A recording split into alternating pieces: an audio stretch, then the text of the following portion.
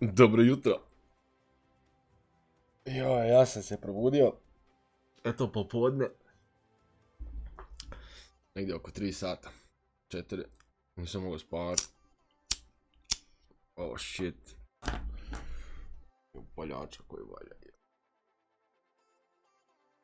Da, nisam mogao spavati. Svako toliko tikeri budili. Bitcoin ovoliko. Shit. Sve zeleno, čovječe.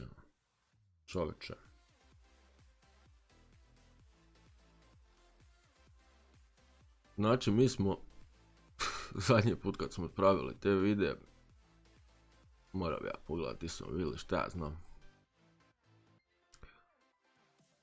Sitno uglavnom negdje, početak korone. Kad je to bilo? Tu negdje. Znači, Bitcoin bio na koliko? $5000. Jeez. Na $5000. Da si investirao $5000 kad je korona počela, imao bi sada oko 30.000 plusa dolara.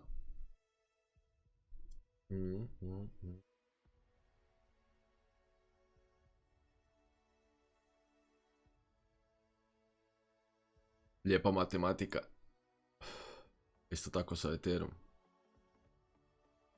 Da si investirao u toj krizi za $100, 129, 150, 200, 300, da si tu kupovao. Imao bi danas pun kurac novaca. Ups, izvinite, molim vas. Imao puno love.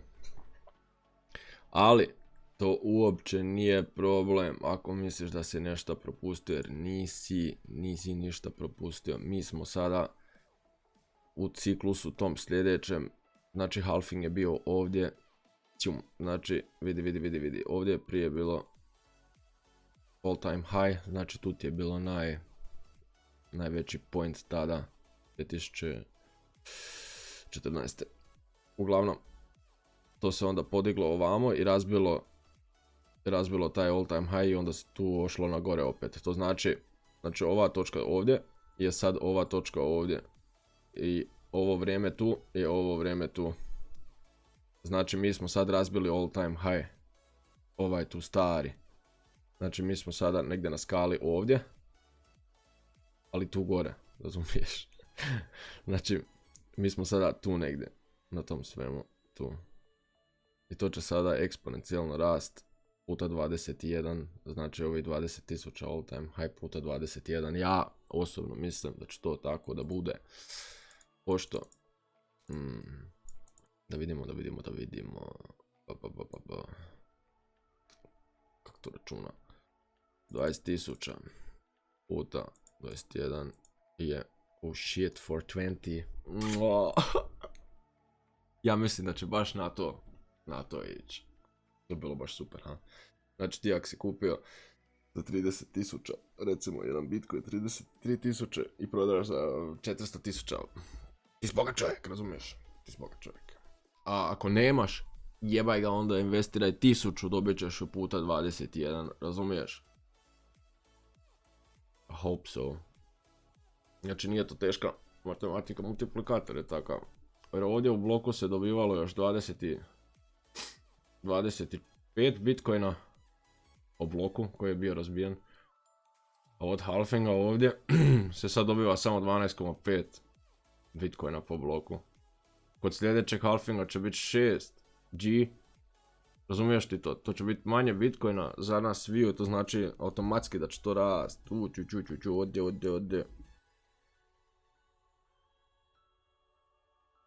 Ode.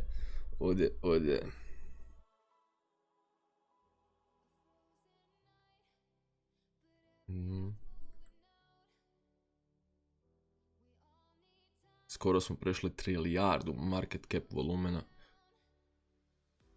Jesus. Jedva čekam kad to skoče.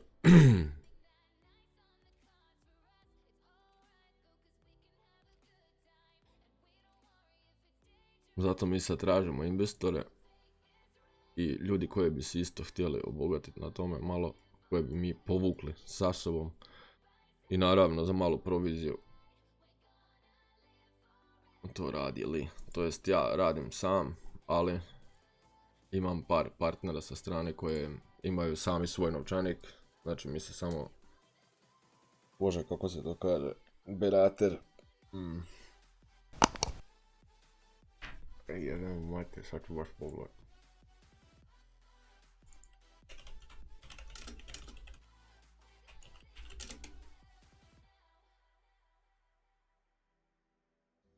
Evo mate, savjetnik, kao savjetnici, savjetujemo se. Da ja. Da. Uglavnom nije to teško. Samo kupiš. Ako ne znaš kupit, kontaktiraj me, jebem, kupit ću ja za tebe, uzet ću si malo nešto, ali tebi će dovoljno ostati da tu zeleniš sa ostalima. Toliko dosta od mene. Znači nemojte sad početi prodavat. I ako bi se sad recimo Bitcoin srušio na neki šta, znam, 21.000 ili čak na 16.000, nemoj ga prodat. Kupuj još, samo kupuj. Osim ako si dovoljno inteligentan, onda tradaj. Znači, trguj. Ali,